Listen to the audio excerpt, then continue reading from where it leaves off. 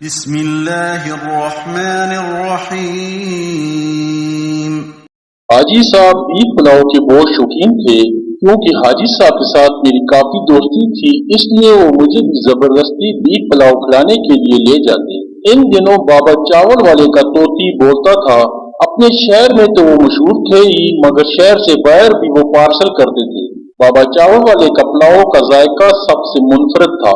لوگ قطار در قطار کے ہوٹل میں داخل ہوتے۔ ہوٹل کے باہر ایک پارکنگ بھی تھی، جہاں گاڑیوں اور موٹر سائیکلوں کی لائن لگی ہوتی تھی۔ بابا جی کے منفرد انداز اور انکساری نے کاروبار میں برکت ڈال دی تھی۔ بابا جی ترازو میں تول کر چاول دیتے۔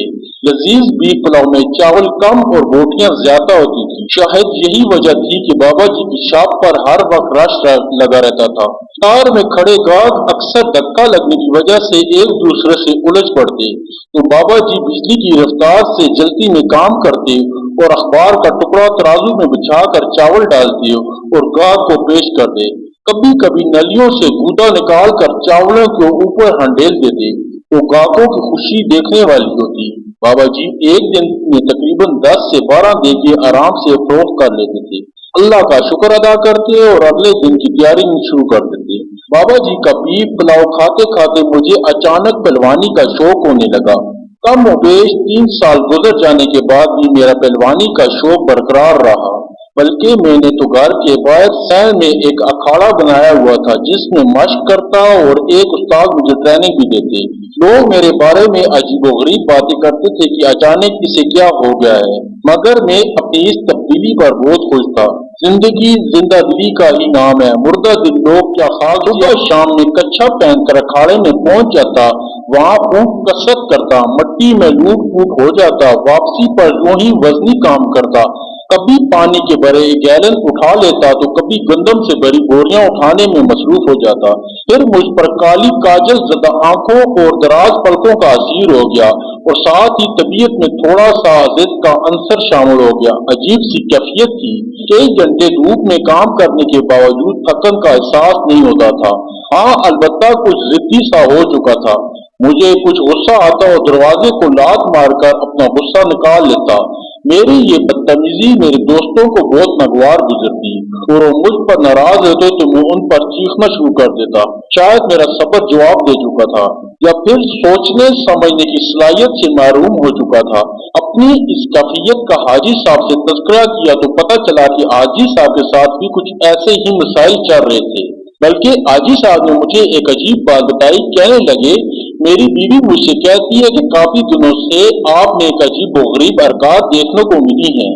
جب آپ غسل خانے سے نہا کر آتے ہیں تو آپ کے جسم سے گدے کی بو محسوس ہوتی ہے، حالانکہ بندہ نہا کر صاف ستھرا اور فریش ہو جاتا ہے۔ بیوی کی اس بات پر میری اس سے کئی بار لڑائی ہو چکی ہے، مگر وہ اب بھی اپنے موقف پر قائم ہے۔ بہت ہی ضدی عورت ہے، اصل میں وہ ضدی خاندان سے تعلق رکھتی ہے۔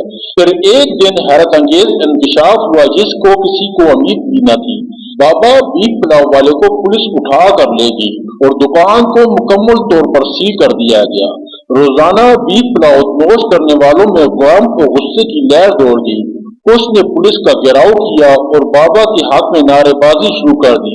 ہم بھی اس کار خیر میں پیش تھے۔ یہ بابا جی کا اخلاق تھا، بیف کا جادو تھا یا نلی کا اثر، کچھ نہ کچھ تو ضرور تھا۔ ہم بابا بیف پلاؤ کے لیے مر مٹنے کے لیے تیار تھے۔ لوگوں نے پولیس اسٹیشن کا مکمل محاصرہ کیا اور سڑکوں پر ٹائر جلائے۔ ہر طرف سے ایک ہی نعرہ گونج رہا تھا کہ بابا جی کو رہا کرو۔ پھر اچانک پولیس اسٹیشن سے ایک اڑتی ہوئی اطلاع آئی کہ بابا جی چاولوں میں کھوتے کا گوشت ڈالا کرتے تھے۔ یہ سنتے ہی ہمارے ہوش ختم ہو چکے تھے۔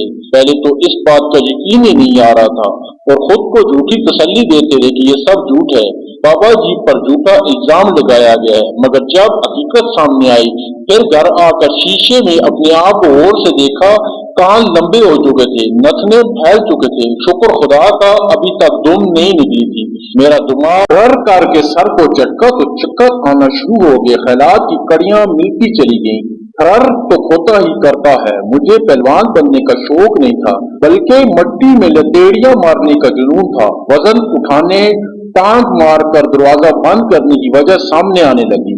غصے میں انہرانے کا راز فاش ہوا۔ مجھے جس کاجل زدہ موٹی آنکھوں سے عشق تھا وہ دراصل کھوتی کی تھی۔ ایک ہفتے بعد بابا جی کی دکان کھلی تو پہلے سے بھی زیادہ رش تھا۔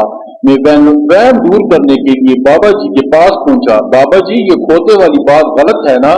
بابا جی نے نہایت انکساری سے جواب دیا، جس بندے سے گوشت لیتا تھا وہ کھوتے کا بچہ مجھے 3 سال سے کھوتے کا گوشت فروخت کرتا، مگر آپ نے اس سے نہیں خریدا۔ یہ سنتے ہی مجھے متلی ہونے لگی۔ ایک گاہ کی پیچھے سے آواز آئی، آدھا کلو بیف پلاؤ نلی ڈال کر۔ بابا جی نے پلاؤ تولنے کے لیے ایک اخبار کا ٹکڑا ترازو میں رکھا تو ایک خبر پر میری نظر پڑی۔ اس پر لکھا تھا کہ اس سال ملک بھر سے گدے کی کھالوں کی ریکارڈ برآمد ہوئی۔ میں نے فوراً کیلکولیٹر نکالا اور 3 سال کا تخمینہ لگایا۔ حساب کے مطابق میں 2 گدے کھا چکا تھا۔